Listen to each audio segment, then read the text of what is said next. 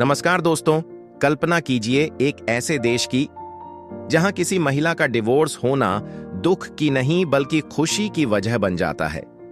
एक ऐसा देश जहां जमीन के नीचे तेल और खनिजों के बड़े भंडार मौजूद हैं, लेकिन इसके बावजूद यहां की आधे से ज्यादा आबादी गरीबी में जिंदगी गुजार रही है।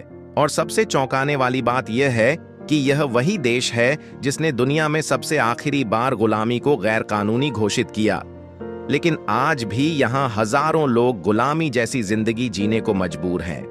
दोस्तों, आज हम बात करने जा रहे हैं अफ्रीका के एक बेहद अनोखे और रहस्यमयी देश मॉरिटेनिया की। मॉरिटेनिया उत्तर पश्चिम अफ्रीका में स्थित एक बड़ा देश है। इसके पश्चिम में अटलांटिक महासागर, पूर्व में माली, उत्तर में वेस्टर्न सहारा और अल्जीरिया तथा दक्षिण में सेनेगल स्थित है।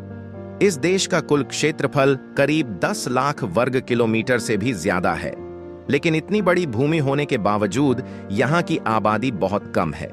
इसकी सबसे बड़ी वजह है यहाँ का भौगोलिक स्वरूप। मॉरिटेनिया का लगभग 90% हिस्सा सहारा रेगिस्तान से ढका हुआ है। यहाँ पानी और खेती दोनों ही बड़ी चुनौती हैं। रेगिस्तान हर साल थोड़ा थोड़ा फैलता जा रहा है, जिससे लोगों की जिंदगी और मुश्किल होती जा रही है। इस देश की राजधानी नवाकाचोट है, जो मॉरिटेनिया का सबसे बड़ा शहर और आर्थिक केंद्र भी है। यहाँ कई भाषाएं बोली जाती हैं। अरबी यहाँ की आधिकारिक भाषा है, लेकिन इसके अलावा फ्रेंच, पुलार, सोनिंके और वोलोफ जैसी भाषाएं भी आम हैं। मॉरिटेनिया कभी फ्रांस का उपनिवेश हुआ करता था और 1960 में इसे आजादी मिली, लेकिन आजादी के 60 साल से ज्यादा समय बीत जाने के बावजूद देश आज भी कई सामाजिक और आर्थिक समस्याओं से जूझ रहा है। अब बात करते हैं मॉरिटेनिया के उस काले सच की, जिसने इस देश को पूरी दुनिया में चर्चा का विषय बना दिया है। यह सच है गुलामी। मॉरिटेनिया दुनिया का आखिरी देश था जिसने 1981 में गुलामी को गैर कानूनी घोषित किया, लेकिन कानून बनने के बावजूद जमीनी हकीकत पूरी तरह नहीं बदली। आज भी यहां लाखों लोग ऐसे हैं जो गुलामों जैसी जिंदगी जी रहे हैं। यहाँ गरीब और अनपढ़ लोगों को अक्सर जबरन गुलाम बना लिया जाता है। उनसे खेतों और घरों में जबरदस्ती काम करवाया जाता है। कई बार उन्हें खाना तक ठीक से नहीं दिया जाता।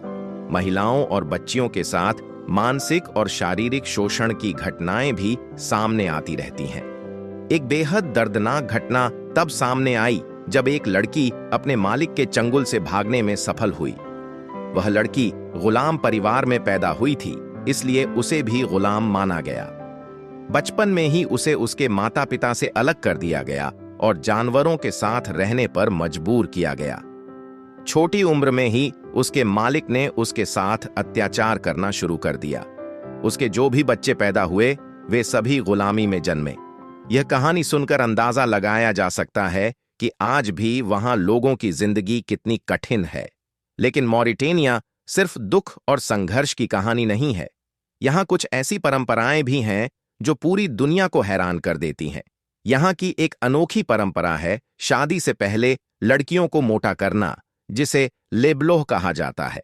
इस परंपरा के अनुसार यहाँ माना जाता है कि मोटी महिलाएं ज्यादा सुंदर और अमीर परिवार की निशानी होती हैं। कई बार छोटी बच्चियों को जबरदस्ती ज्यादा खाना खिलाया जाता है ताकि उनका वजन तेजी से बढ़ सके। हालांकि इस प्रथा से कई बार उनके स्वास्थ्य पर गंभीर असर भी पड़ता है। अब बात करते हैं मॉरिटेनिया की सबसे अनोखी परंपरा की, और वह है डिवोर्स मार्केट। राजधानी नवाकचोट में एक ऐसा बाजार लगता है जहां डिवोर्स्ड महिलाएं अपनी नई जिंदगी की शुरुआत करती है। दुनिया के कई देशों में डिवोर्स को शर्म और असफलता माना जाता है, लेकिन मॉरिटेनिया में इसे नई शुरुआत माना जाता है। जब किसी महिला का डिवोर्स होता है तो उसका परिवार दुखी होने के बजाय खुशियां मनाता है। यहाँ यह माना जाता है कि अगर महिला ने डिवोर्स लिया है तो वह अपने लिए बेहतर जिंदगी चुनने की हिम्मत रखती है। इस बाजार में महिलाएं अपने पुराने घर का सामान लेकर आती हैं और उसे बेचकर नई जिंदगी शुरू करती हैं। यहाँ पुरुष भी दूसरी शादी के लिए आते हैं, और खास बात यह है कि यहाँ के पुरुष कुंवारी लड़कियों की बजाय डिवोर्स्ड महिलाओं से शादी करना ज्यादा पसंद करते हैं। उनका मानना है कि ऐसी महिलाएं ज्यादा समझदार और जिम्मेदार होती हैं। मॉरिटेनिया प्राकृतिक संसाधनों से भरपूर देश है। यहाँ तेल, आयरन और कई खनिजों के बड़े भंडार मौजूद हैं, लेकिन इन संसाधनों का फायदा आम लोगों तक नहीं पहुंच पाया है। देश की बड़ी आबादी आज भी गरीबी रेखा के नीचे जीवन जी रही है। यहाँ रोजगार के अवसर कम हैं, शिक्षा और स्वास्थ्य सुविधाएं भी सीमित हैं।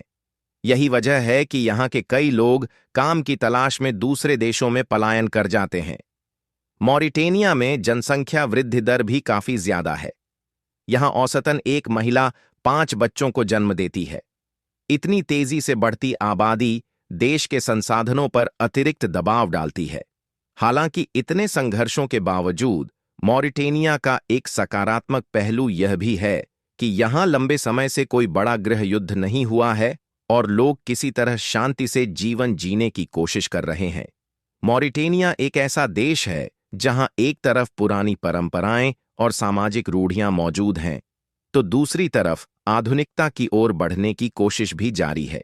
यह देश हमें यह सोचने पर मजबूर करता है कि विकास सिर्फ धन और संसाधनों से नहीं, बल्कि सामाजिक बदलाव से भी आता है। तो दोस्तों, यह थी मॉरिटेनिया की कहानी। एक ऐसा देश जहां परंपराएं, संघर्ष और विरोधाभास एक साथ मौजूद हैं। अब सवाल आपसे है, अगर आपको मौका मिले तो क्या आप मॉरिटेनिया जैसे देश को करीब से देखना चाहेंगे? अपनी राय हमें कमेंट में जरूर बताइए।